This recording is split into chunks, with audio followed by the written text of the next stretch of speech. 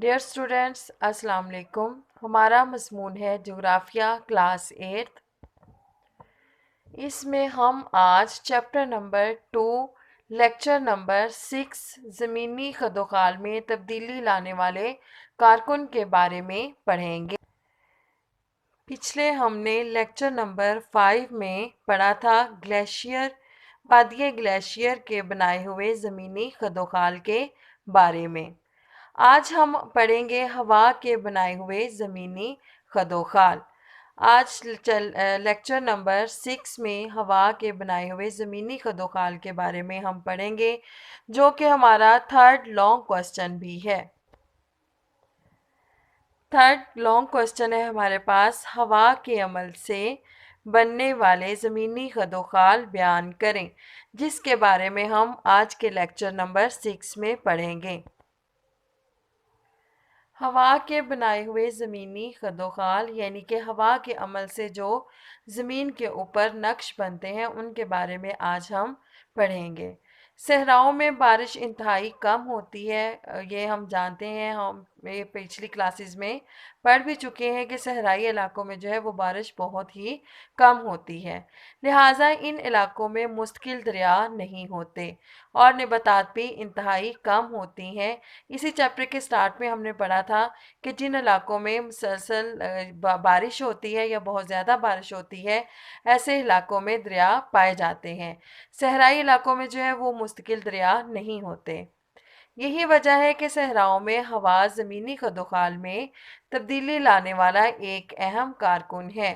ہوا بھی دریا اور گلیشیئر کی طرح توڑ پھوڑ اور تہہ نشینی کے عمل سے نئے زمینی خدوخال تشکیل دینے میں اہم کردار ادا کرتی ہیں۔ کٹاؤ سے بننے والے خدوخال۔ ہوا دو طریقوں سے توڑ پھوڑ کرتی ہے۔ پہلے ہوا زمین کی سطح پر موجود بکھرے ہوئے باریک چٹانی ذرات کو اڑا کر یا گھسیٹ کر لے جاتی ہے۔ اس عمل کو ڈیفلیشن کہتے ہیں۔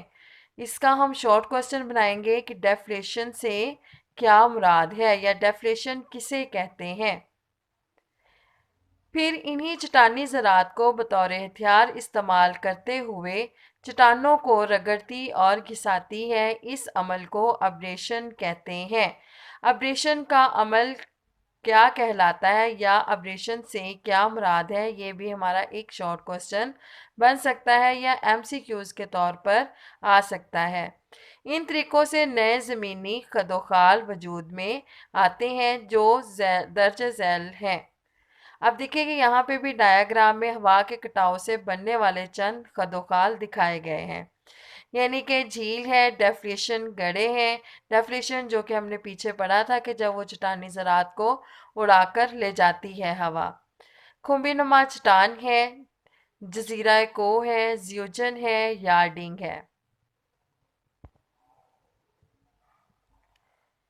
زیوجن بعض اوقات نرم چٹانوں کے اوپر سخت چٹان کی تہہ موجود ہوتی ہے، یعنی کہ نرم چٹانیں ہیں جو وہ نیچے ہوتی ہیں اور ان نرم چٹانوں کے اوپر سخت چٹان ہوتی ہے۔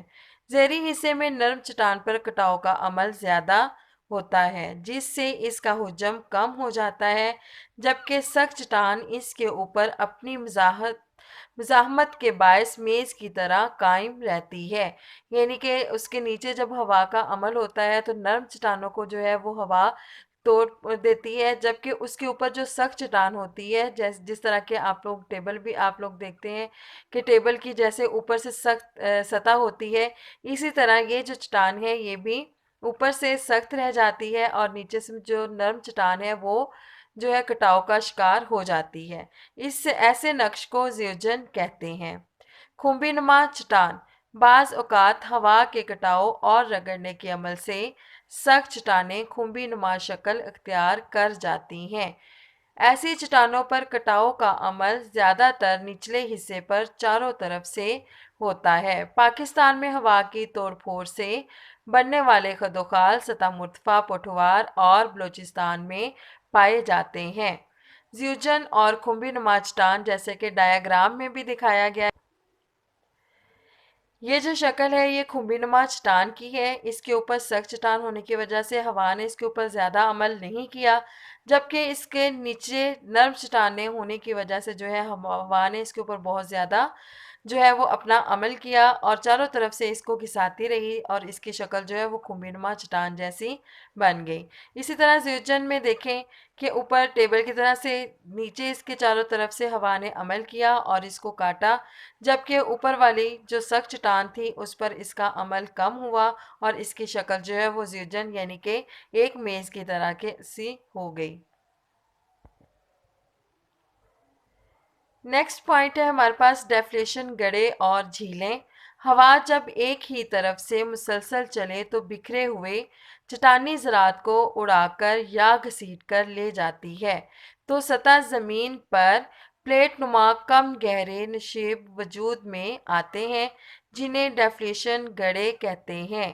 ان گڑھوں میں کبھی کبھار بارش ہونے سے پانی اکٹھا ہو کر جھیلوں کی شکل اختیار کر لیتا ہے۔ بعد ازاں جھیلیں عملے تبخیر سے خشک ہو جاتی ہیں۔ عملے تبخیر یعنی کہ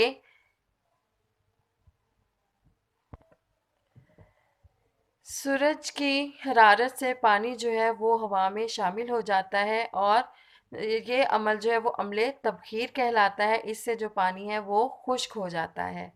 یارڈنگ یہ ہمارا شارٹ کوسچن نمبر 1 بھی ہے۔ شارٹ کوسچن نمبر 1 ہمارے پاس ہے، یارڈنگ سے کیا مراد ہے؟ اس کا آنسر ہے یارڈنگ سطح زمین پر مختلف قسم کی چٹانیں پائی جاتی ہیں۔ یہ ہم نے پیچھے بھی پڑھا ہے کہ سطح زمین پر مختلف قسم کی چٹانیں ہوتی ہیں، کچھ چٹانیں نرم ہوتی ہیں اور کچھ چٹانیں سخت ہوتی ہیں۔ بعض اوقات نرم اور سخت چٹانیں ایک دوسرے کے پہلو میں واقع ہوتی ہیں۔ ہوا کا توڑ پھوڑ کا عمل ان چٹانوں پر مساوی نہیں ہوتا، مساوی یعنی کہ برابر یا ایک جیسا نہیں ہوتا، اور یہ عجیب و غریب شکلیں اختیار کر جاتی ہیں جنہیں یارڈنگ کہتے ہیں، یعنی کہ نرم اور سخت چٹانیں جو ایک دوسرے کے پہلو مین ایک دوسرے کے ساتھ جو واقع ہوتی ہیں جب ہوا کا عمل ہوتا ہے تو اس پر ایک جیسا نہیں ہوتا۔ اس طرح سے کیا ہوتا ہے کہ نرم چٹانیں جو ہیں وہ ٹوٹ پھوٹ کا شکار ہو جاتی ہیں، جبکہ سخت چٹانیں جو ہیں وہ ٹوٹ پھوٹ کا کم شکار ہوتی ہیں، جس کی وجہ سے عجیب و غریب شکلیں بن جاتی ہیں جنہیں یارڈنگ کہتے ہیں۔ جزیرہ کو جب نرم چٹانیں مکمل طور پر ٹوٹ پھوٹ کا شکار ہو جاتی ہیں تو سخت چٹانیں انفرادی ٹیلوں کی صورت میں باقی رہ جاتی ہیں، جنہیں جزیرہ کو یا انسلیبرک کہا جاتا ہے۔ تہ نشینی سے بننے والے خدوخال۔ ہوا کے عمل تہ نشینی سے ریت کے ٹیلے وجود میں آتے ہیں جنہیں ڈیونز کہتے ہیں۔ یہ ٹیلے مختلف شکلوں کے ہوتے ہیں۔ طولانی ٹیلے۔ یہ ٹیلے ہوا کے رخ کے متوازی بنتے ہیں۔ ان کی بلندی چند فٹ جبکہ لمبائی کئی کلومیٹر تک ہوتی ہے۔ عرضانی ٹیلے۔ یہ ٹیلے ہوا کے رخ کے ساتھ زاویہ قائمہ بناتے ہیں۔ یہ لہروں کی شکل میں ایک دوسرے کے پیچھے واقع ہوتے ہیں اور ریت کا سمندر دکھائی دیتے ہیں۔ اب دیکھیں یہاں پہ یہ طولانی ٹیلے، عرضانی ٹیلے، ہلال نما ٹیلے، ساحلی ٹیلے، ستارہ نما ٹیلے۔ طولانی ٹیلے جو ہم نے پیچھے پڑھا تھا کہ ایک دوسرے کے متوازی ہوتے ہیں، یہ دیکھیں ایک دوسرے کے متوازی ہیں۔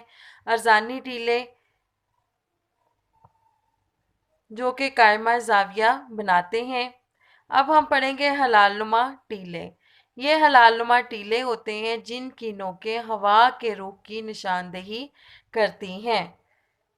ان کی وہ ڈھلان جس طرف سے ہوا آ رہی ہو کم ڈھلوان اور عقبی جانب زیادہ ڈھلوان دار ہوتی ہے۔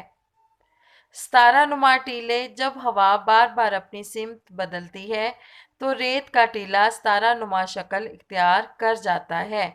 وسط میں اس کی چوٹی 100 میٹر سے زیادہ بلند ہوتی ہے۔ ساحلی ٹیلے۔ ساحلی علاقے میں جب ہوا سمندر سے ساحل کی طرف چلتی ہے تو ہلال نما ٹیلوں کی طرح گولائی دار ٹیلے وجود میں آتے ہیں۔ ان کا رخ ہلال نما ٹیلوں کے برعکس ہوتا ہے، انہیں ساحلی ٹیلے کہتے ہیں۔ یہاں تک ہمارا لانگ کوسچن نمبر 3 کا آنسر کمپلیٹ ہوتا ہے۔